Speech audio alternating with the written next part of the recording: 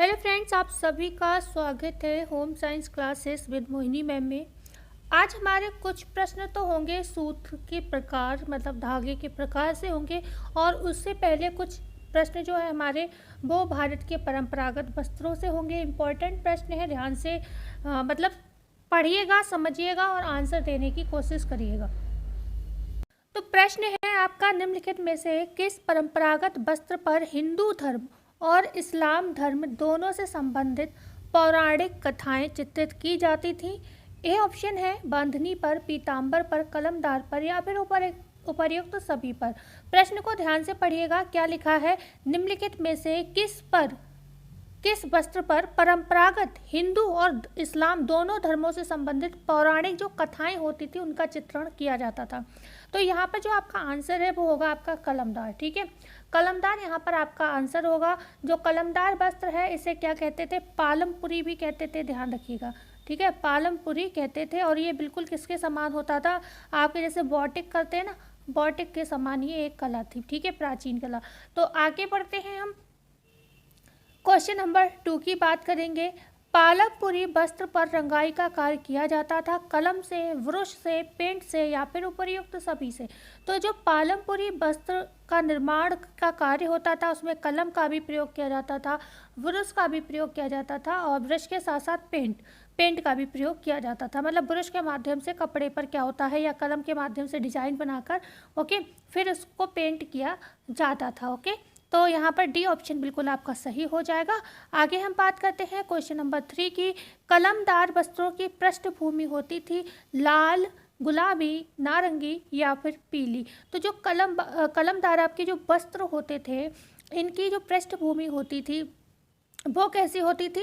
वो होती थी गुलाबी। ठीक है, और जो डिज़ाइन बनते थे वो बनते थे लाल कलर के। तो लाल कलर के यहाँ पर डिज़ाइन बनाए जाते थे नमूने, और यहाँ पर गुलाबी उसकी पूरे कपड़े की पृष्ठभूमि हुआ करती थी।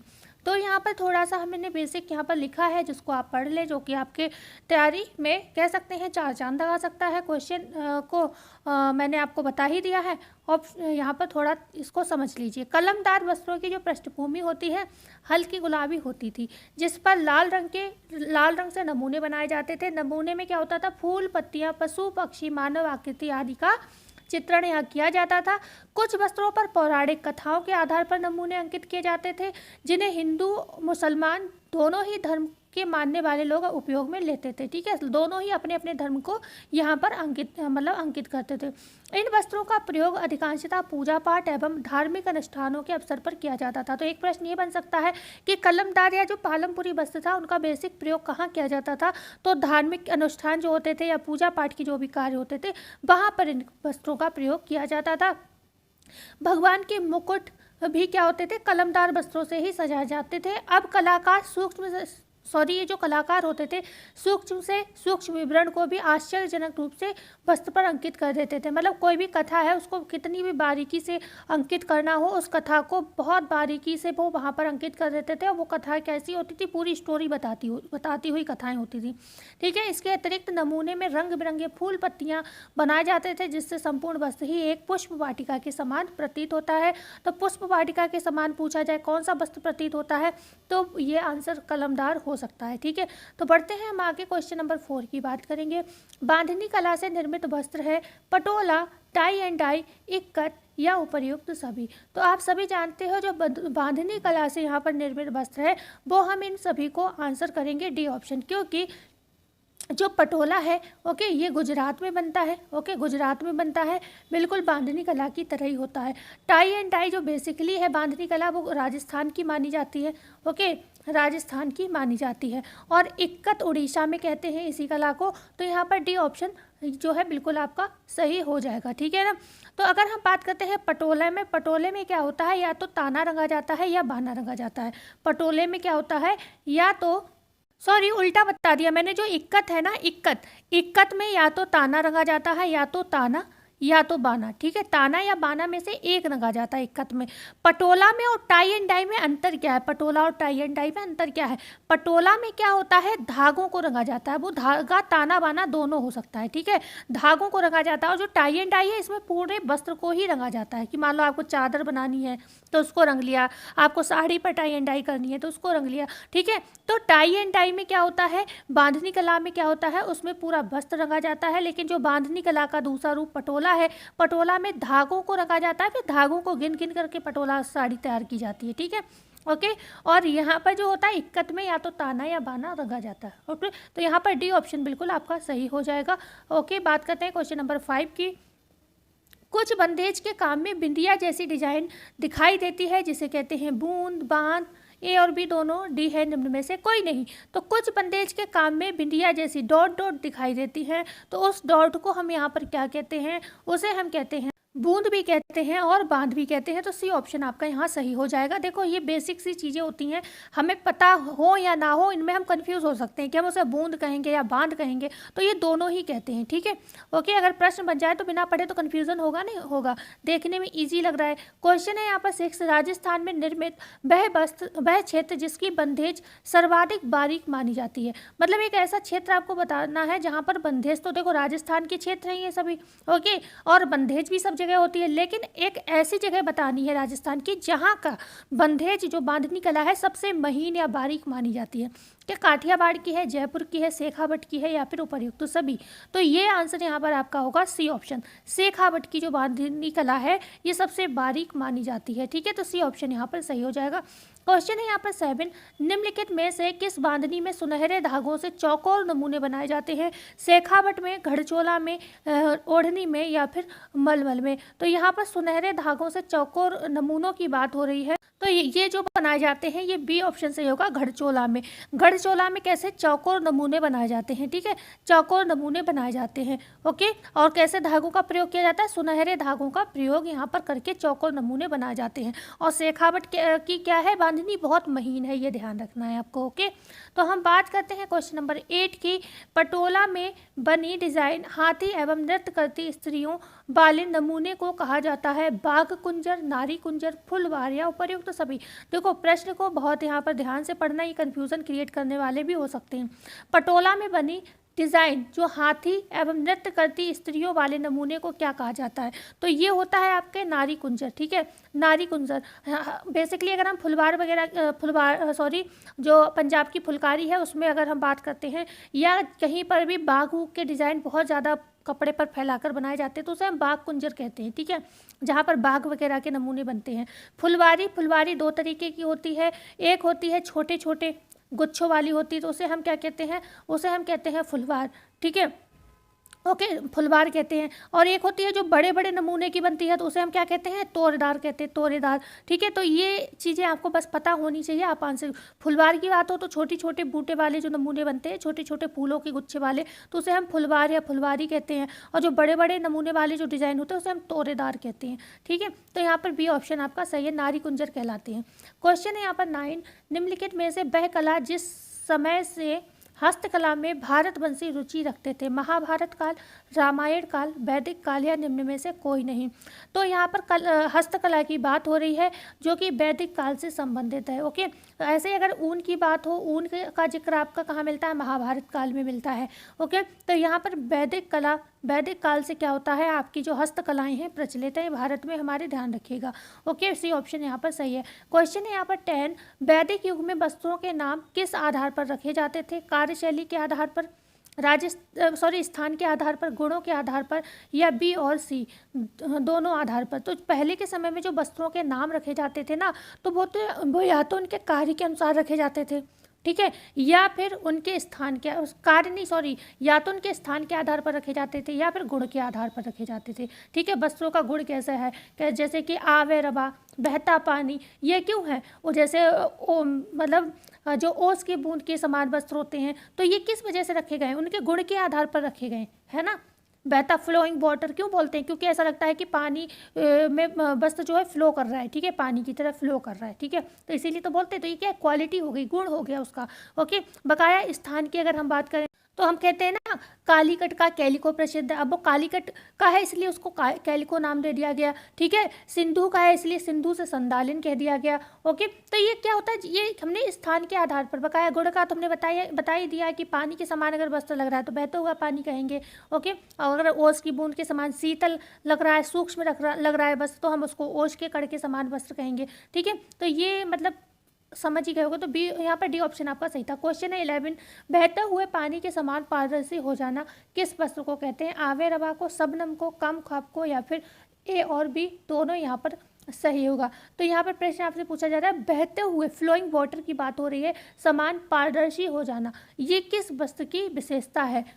तो यहाँ आपका ए ऑप्शन बिल्कुल सही हो जाएगा, आवे रवा, ठीक है। आवे रवा क्या होता है? बहते हुए पानी के समान पारदर्शी हो जाना। शबनम मतलब ओस के बूंद के समान, है ना, ओस के बूंद, ओस जब पड़ती है तो सारा जहाँ जहाँ ओस पड़ती है सारा सब क्या होता है, नमी नमी हो जाती है, ठीक है। तो ओस के बूंद की कड़ी के समान हो जाएगा, ओके। और यहाँ पर कम ख्वाब मतलब स्वप्न के समान सुंदर जो वस्त्र होते हैं उनके लिए किम ख्वाब या कम ख्वाब कहते हैं, स्वप्न के समान सुंदर, ओके। तो यहाँ पर आपका ए ऑप्शन सही था, ठीक है। ए ऑप्शन आपका सही है। बढ़ते हैं आगे। एक बार वीडियो को सभी लोग लाइक कर देंगे, चैनल को शेयर कर देंगे और सब्सक्राइब जरूर कर देंगे। क्वेश्चन है यहाँ पर 12, भारत की परंपरागत वस्त्र कला की विशेषता थी, कुटीर उद्योग से संबंधित थी, वंशानुगत शैली से प्रभावित थी। ये सी ऑप्शन है, ए और बी दोनों, डी है निम्न में से कोई नहीं। तो जो हमारे परंपरागत वस्त्र हैं, आप सभी को ये चीज़ पता होगी, जो हमारे परंपरागत वस्त्र हैं, एक तो ये कुटीर उद्योग से संबंधित वस्त्र हैं, ठीक है ना। बहुत से लोगों के जीवन यापन का माध्यम ही है, ओके। इसी से यही काम करते हैं, इसी से कमाई होती है, इसी से घर चलता है। और दूसरा ये वंशानुगत शैली के भी हैं, क्योंकि पहले के समय में जो ये शैली थी, पुत्र को हस्तांतरित, पिता से पुत्र को हस्तांतरित की जाती थी, कुछ वर्गों से संबंधित थी, वही लोग ये काम करते थे, हर कोई ये काम नहीं करता था, ठीक है ना। वो लोग क्या करते थे, अपने बच्चों को सिखा देते थे वही कला, फिर वो दूसरे अपने बच्चों को सिखा देते थे, तो पीढ़ी दर पीढ़ी ये कला चलती थी। तो ये कुटीर उद्योग से भी संबंधित है, वंशानुगत शैली से भी ये प्रभावित है। तो सी ऑप्शन यहाँ सही हो जाएगा, ठीक है। बढ़ते हैं आगे। क्वेश्चन नंबर 13, निम्नलिखित में से वह वस्त्र जो विश्व की सबसे अधिक सूक्ष्म एवं बारीक कला में से एक है, पटोला है, मखमल है, मलमल है, या टाई एंड डाई है?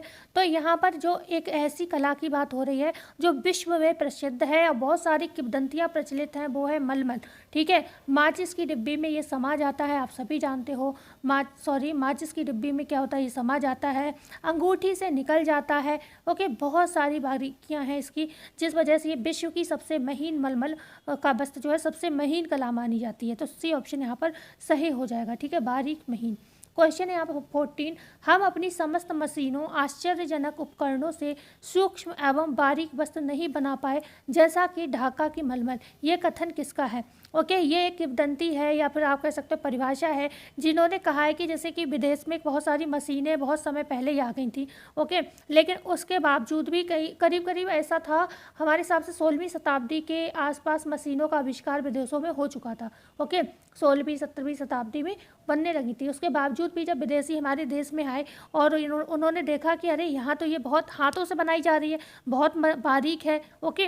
अभी हमने बताया था कि मलमल जो है बहुत बारीक होती है, तो उन्हें लगा, तो उन्होंने एक मुंह से उनका कुछ निकला होगा शब्द कि हम अपनी समस्त मशीनों, आश्चर्यजनक जो हमारे उपकरण हैं, उनसे भी इतना बारीक वस्त्र नहीं बना पाए हैं जैसा कि ढाका की मलमल, ओके। तो ये कथन क्या विलियम जोन्स का है, वॉटसन का है, क्रेग एवं रश का है, तो या फिर यहाँ पर हॉलन एवं सैडलर का है?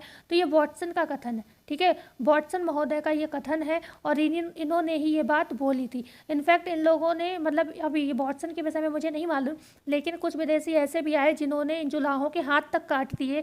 क्यों? क्योंकि इन्होंने तरीका नहीं बताया कि मलमल हम कैसे बनाते हैं, तो उनके हाथ ही काट दिए। इन्होंने इतना अत्याचार किया उन लोगों के साथ, ठीक है। तो यहाँ बी ऑप्शन सही है।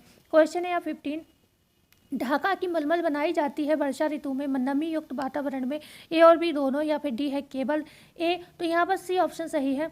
जो ढाका की मलमल है वो वर्षा ऋतु में बनाई जाती है, और वर्षा ऋतु में कैसा मौसम होता है? नमी युक्त मौसम होता है, क्योंकि इस समय में क्या होता है, धागे टूटने का भय नहीं रहता है, क्योंकि नॉर्मल मौसम जो गर्मी वाला होता है उसमें धागे बहुत टूटते हैं, ओके। तो यहाँ पर धागे कम टूटते हैं, ओके, तो धागे टूटने का भय नहीं होता, इसलिए सी ऑप्शन सही रहता है यहाँ पर, क्योंकि वर्षा ऋतु और नमी युक्त वातावरण में ही मलमल तैयार की जाती है। ओके, क्वेश्चन है 16, ढाका की 10 मीटर मलमल का थान तैयार करने में लगभग कितना समय लगता है? 2 माह का, 3 माह का, 5 माह का या फिर 8 माह का? तो 10 मीटर मलमल का अगर आप थान तैयार कर रहे हो ढाका का, तो कम से कम 5 महीने का समय लगता है। तो यहाँ पर सी ऑप्शन आपका बिल्कुल सही हो जाएगा ढाका के मलमल के विषय में। यहाँ पर आप ये ध्यान रखिएगा, 10 मीटर मलमल की थान की बात हो रही है, ठीक है। 10 मीटर का कपड़ा अगर तैयार कर रहे हो तो 9 महीने का समय यहाँ पर लग जाता है। ओके, 10 मीटर के थान को तैयार करने में 5 महीने का समय, ओके 5 महीने, 9 महीने नहीं, 5 महीने का समय यहाँ पर लग जाता है। वहीं पर अगर हम बात करें कि अगर कोई कपड़ा 15 मीटर का है, ओके 15 मीटर का कोई एक कपड़ा है, ओके, और उसका अर्ज कितना है? 1 मीटर। ओके, अर्ज कितना है? 1 मीटर। मतलब इसका मतलब ये समझिए, जैसे मान लो ये साड़ी है, तो ये चीज़ क्या है? 15 मीटर है, और ये चीज़ जो ये वाली चीज़ है ये क्या है? 1 मीटर है, ठीक है। तो 15 मीटर का कपड़ा है और 1 मीटर अर्ज है। अगर बात करें इसका वजन कितना होता है, तो मात्र 900 ग्राम, ठीक है, समझ रहे हो? 900 ग्राम वजन बहुत कम होता है किसी भी अभी हमारी जो साड़ियाँ होती हैं वो भी नॉर्मल जो हम साड़ियाँ पहनते हैं, तो वो भी उस पर आप उसे कभी तोलना, तो इतनी 15 मीटर, मतलब साड़ी कितनी मीटर की होती है? 6 मीटर तक की होती है। ओके, नॉर्मल साड़ी तो 5 मीटर तक की होती है नॉर्मल। जो लोग काफ़ी अच्छी हाइट या पर्सनालिटी वाले होते हैं उनकी होती है 6 मीटर, या फिर चंदेरी साड़ी होती है 9 मीटर लंबी, ठीक है। बकाया 15 मीटर का कपड़ा काफ़ी बड़ा हो गया, ठीक है, हमारी साड़ी का लगभग डबल है समझो। ओके, उसका मात्र वजन कितना? 900 ग्राम होता है। ओके, तो ये ध्यान रखिएगा, ये मतलब इसके विषय में प्रश्न पूछा जा सकता है। क्वेश्चन है 17, निम्न में से गलत कथन पहचानना है आपको। रेशमी धागों का अलंकरण मतलब गलत पहचानना है इनमें से, ठीक है। क्या रेशमी धागों का अलंकरण जामदानी है, या तिरछी लाइनों की कढ़ाई को हम तिरछा कहते हैं? फलों के गुच्छे वाले नमूने पन्ना हजारे कहलाते हैं, या छोटे छोटे फूलों वाली जो नमूने होते हैं वो फुलवार कहलाते हैं? तो यहाँ पर आपको क्या पहचानना है? गलत पहचानना है, ठीक है, गलत पहचानना है। तो ये आपका देखो डी वाला भी सही है।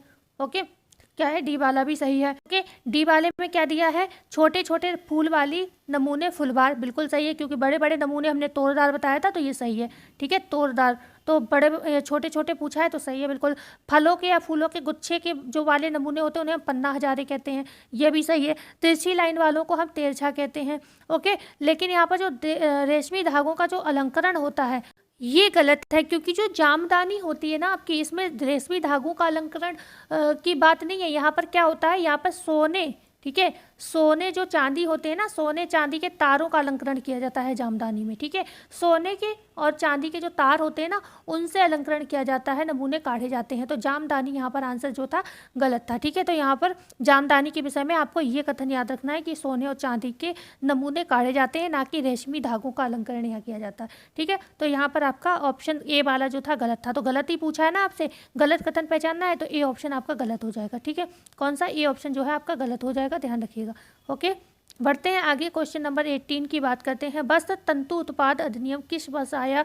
3 मार्च 1960, 4 अप्रैल 1963, 5 मार्च 1961 या 6 मार्च 1962? तो यहाँ पर पूछा जा रहा है आपसे प्रश्न, वस्त्र तंतु उत्पाद अधिनियम किस वर्ष आया? ये आया था आपका 3 मार्च 1960 को। ए ऑप्शन आपका सही हो जाएगा, वस्त्र तंतु उत्पाद अधिनियम। इसमें होता क्या है? इसमें अगर आप मतलब इसमें कुछ नियम बनाए गए रेशों को लेकर, जैसे कि एक नियम तो जो मुख्य आपसे पूछा जाता है, जिसमें कि अगर आपने कोई भी कपड़ा बना रहे हो, मान लो आप कॉटन का कोई कपड़ा बना रहे हो, ठीक है, लेकिन अगर आपने इसके अलावा भी कॉटन के अलावा अगर कोई रेशा आपने इसमें इस्तेमाल किया है, तो जब भी आप वस्त्र निर्माण करोगे तो उसके टैब में वो चीज़ मेंशन करनी होगी, लेकिन तब करनी होगी जब किसी दूसरे रेशे का प्रयोग आपने 5% से अधिक किया है, ठीक है। ओके, मान लो आप पूरा कपड़ा कॉटन का बना रहे थे, लेकिन उसमें 5% से ऊपर आपने कोई और रेशा भी मिला लिया कि चलो मिला लेते हैं, सही वस्त्र बन जाएगा, कुछ भी सोचकर, या फिर कॉटन कम लगेगा, हो सकता है कॉटन में से सस्ता कोई कपड़ा आप मिला रहे हो उसमें, ठीक है। तो किसी भी रीजन से आप, जो भी है रीजन, आप अगर आप इसमें कुछ मिला रहे हो, अगर 5% से ज़्यादा वो रेशा प्रयोग कर रहे हो, कॉटन से 5% में ज़्यादा वो रेशा प्रयोग कर रहे हो, मान लो कट्स वूल बनाते हैं, ऊन मिलाते हैं, तो अगर आपने ऊन को 5% से अधिक मिलाया है, कॉटन मान लो अपने आप में 100% आपने लिया, और जो इसमें से अगर 5% भी आप ऊन मिला रहे हो कपास में, तो वो पूरा नहीं कहलाएगा कि आपका पूरा कॉटन है, फिर तो आपने उसमें ऊन मिलाया है ना, तो ये चीज़ आपको टैग पर लिखनी पड़ेगी, ठीक है। तो ये अधिनियम, इसी अधिनियम के अंतर्गत ये चीज़ हुई थी। ओके, बात करते हैं क्वेश्चन नंबर 19। डैश ने 100 विभिन्न प्राकृतिक तंतुओं की सूची बनाई थी। WHO ने, ASTM ने, वस्त्र तंतु पहचान अधिनियम ने, डी है निम्न में से सभी। तो यहाँ पर 200 सॉरी डैश ने 100 विभिन्न प्राकृतिक तंतुओं की सूची बनाई। तो ये किसने बनाई थी? ये ASTM ने बनाई थी। अगर बात आती है ASTM की फुल फॉर्म क्या है, तो फुल फॉर्म क्या है यहाँ पर अमेरिकन, ठीक है, क्योंकि ये फुल फॉर्म आपसे पूछी गई है, American society for testing material, ठीक है, testing material, okay, material, okay. तो ये इसका क्या है? फुल फॉर्म है American society for testing material.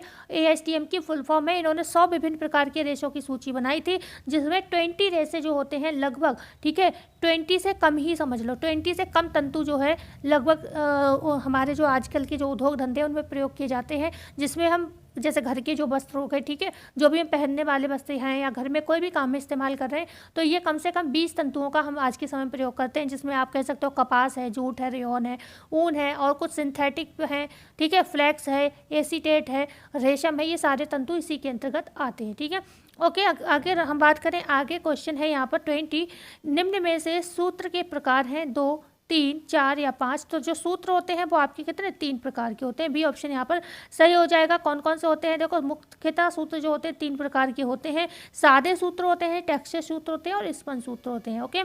सादे सूत्र आप सभी जानते हो, सादा एक एक रेशे को हम बटकर जो होते हैं धागा तैयार कर लेते हैं, ओके। और इस जो टेक्सचर होते हैं आप जानते हैं बहुत तरीके के नोवेल्टी यार्न आते हैं, और जो स्पंज सूत्र होते हैं वो छोटे छोटे रेशों से जो मिलकर जो धागे बनते हैं उनकी चर्चा इसमें करते हैं, ठीक है। तो यहाँ पर ये मुख्यतः 3 प्रकार के होते हैं। आगे हम अभी चर्चा कर भी लेंगे धागों के प्रकार की। क्वेश्चन है 21, प्रथम घुमाव क्रिया का उत्पादन निम्न में से कौन सा सूत्र है? प्रथम घुमाव, मान लो कोई भी धागा है, कोई भी मतलब एक ही ऐंठन दे के आप ले रहे हो, ठीक है ना, एक ही घुमाव प्रक्रिया से आप ऐंठ के बनाते जा रहे हो, तो वो क्या कहलाएगा? इकहरा सूत्र कहलाएगा, पिलाय सूत्र कहलाएगा, कॉर्ड या रस्सी कहलाएगा, या केबल सूत्र कहलाएगा? तो वो कहलाएगा आपका इकहरा सूत्र। ए ऑप्शन यहाँ पर सही हो जाएगा। देखो, जो धागे होते हैं वो क्या होता है? 2 वर्गों में विभाजित किए गए हैं। कितने? 2 वर्गों में विभाजित किए गए हैं। धागे कितने? 2 वर्गों में विभाजित किए गए हैं।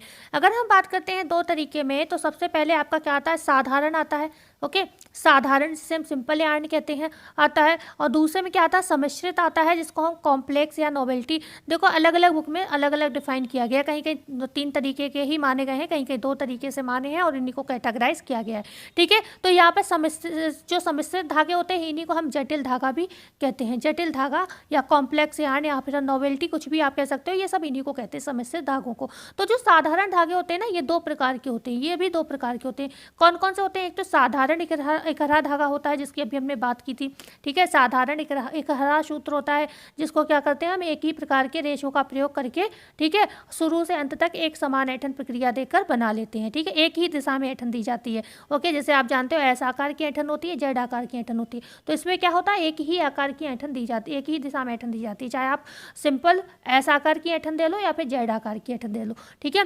दूसरा आपका क्या होता है? यहाँ पर दूसरा होता है आपका दोहरा धागा, जिसमें वही बात हो जाएगी ना, 2 प्लाई यार्न की बात करते हैं, ठीक है, या फिर केबल। तो इसी को अभी हमने जैसे 3 प्रकार के आपको ऊपर बताए थे, तो इसी में केबल भी, इसको हम कहते हैं केबल यार्न भी इसी में आ जाता है, ठीक है।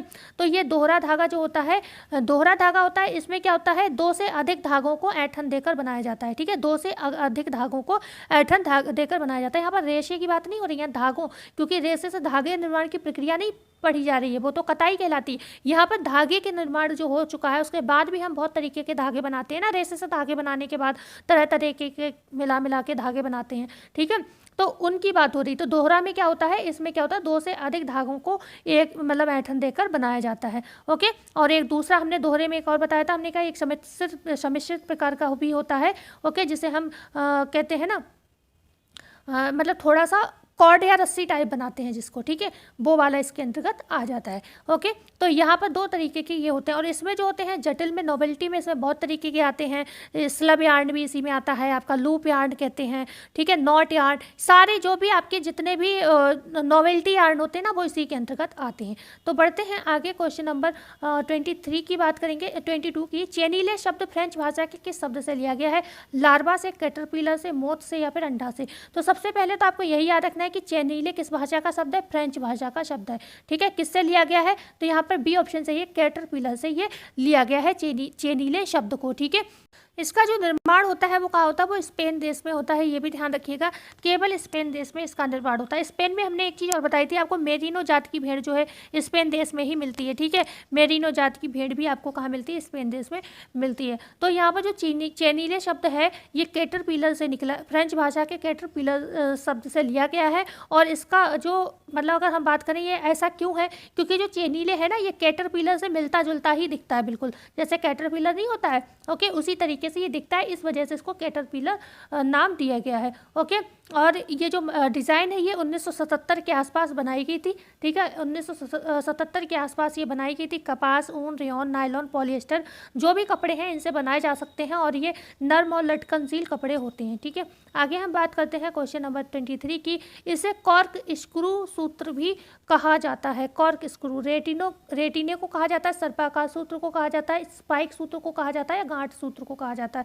तो कॉर्क स्क्रू सूत्र इनमें से किसको कहा जाता है ये आपको बताना है। तो यहाँ पर जो राइट आंसर होगा, तो इसे चाहे आप स्पाइरल कह लो, ठीक है, स्पाइरल कह लो, स्पाइरल, या सर्पाकार कह लो, या फिर कॉर्क स्क्रू कह लो, बात एक ही है। तो यहाँ पर ये ऑप्शन आपका सही हो जाएगा बी वाला। ठीक है, इसे हम कॉर्क स्क्रू भी कहते हैं, सर्पाकार भी कहते हैं और स्पाइरल भी हम इसी को कहते हैं, ध्यान रखिएगा। ये कैसे बनता है, ये दो धागों के मिश्रण से बनता है। कम से कम दो धागों का प्रयोग यहाँ पर कम से कम किया जाता है, दो धागों के मिश्रण से ये तैयार होता है, ध्यान रखिएगा। ओके, और माप और ऐंठन अलग अलग हो सकती है दोनों की।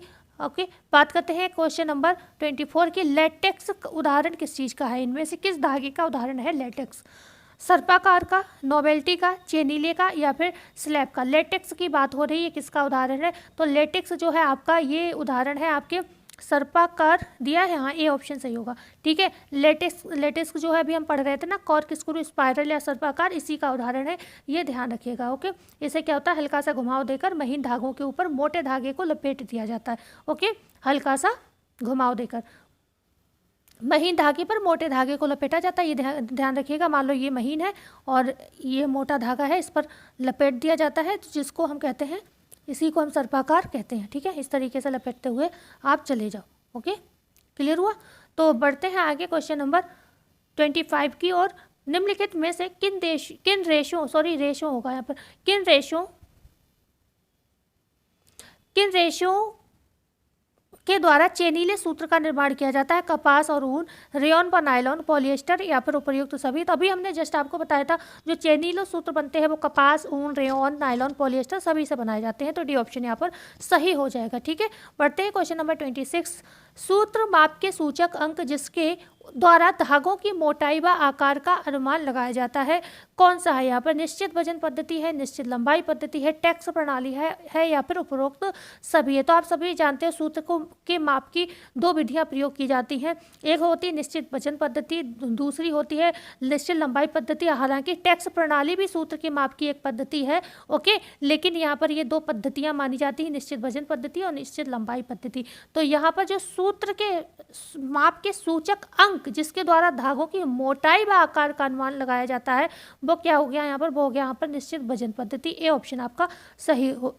एक सेकेंड, सूत्र माप के सूचक जिसके द्वारा धागों की, अच्छा सभी धागों की बात हो रही है, मोटाई व आकार का अनुमान लगाया जाता है। अच्छा यहाँ पर कोई पर्टिकुलर कुछ नहीं पूछा गया है, सभी धागों की बात की गई है, तो यहाँ पर डी ऑप्शन सही हो जाएगा। ठीक है, तो निश्चित वजन पद्धति भी होगी, लंबाई पद्धति भी होगी, टैक्स प्रणाली भी होगी, यहाँ पर सभी सही है। यही पर अगर निश्चित वजन पद्धति की हम अगर बात भी करें थोड़ी सी, तो अगर पूछा जाए इसका मेजरमेंट किस में होता है, तो पाउंड में होता है। ठीक है, पाउंड में इसका मेजरमेंट होता है। अगर पूछा जाए एक हैंक कितने गज के बराबर होता है इसमें, तो एक हैंक जो होता है, एक हैंक की अगर हम बात करें तो वो कितना 840 गज के बराबर होता है। ये निश्चित वजन पद्धति में आपके आता है, ध्यान रखिएगा। आगे हम बात करते हैं क्वेश्चन नंबर 27 की, किस प्रकार के धागों में फिलामेंट होते हैं, कोरस्पन धागे में फिलामेंट होते हैं, सम्मिश्रित धागे में फिलामेंट होते हैं, बहुघटक धागे में फिलामेंट होते हैं, या फिर नोवेल्टी धागे में फिलामेंट होते हैं। आपको ये बताना है, फिलामेंट मतलब इनमें से कौन से ऐसे धागे हैं जिसमें लंबे लंबे धागों का प्रयोग किया जाता है। तो यहाँ पर अगर आप थोड़ा सा इंग्लिश में पढ़ लोगे तो अच्छा रहेगा। यहाँ पर multi filament, okay, multi filament में आपने पढ़ा होगा, जो है लंबे लंबे धागों का प्रयोग किया जाता है। तो सी ऑप्शन यहाँ पर सही हो जाएगा। ठीक है, सी ऑप्शन बकाया आपको नोवेल्टी है, ये कोरस्पन है, सम्मिश्रित है, तो इनमें कोई गारंटी नहीं, इसमें छोटे छोटे रेशों को ही ऐंठन दे देकर बड़े बड़े धागे बनाए जाते हैं, लेकिन यहाँ पर क्या होता है, लंबे लंबे धागे होते हैं। यहाँ पर सी ऑप्शन सही हो जाएगा। क्वेश्चन है यहाँ पर 28, फ्लैग धागा है, स्लब धागा का रूपांतरित एवं संशोधित रूप है, ये स्पाइरल धागे का रूपांतरित एवं संशोधित रूप है, लूपदार धागा है, या उपयुक्त में से कोई नहीं।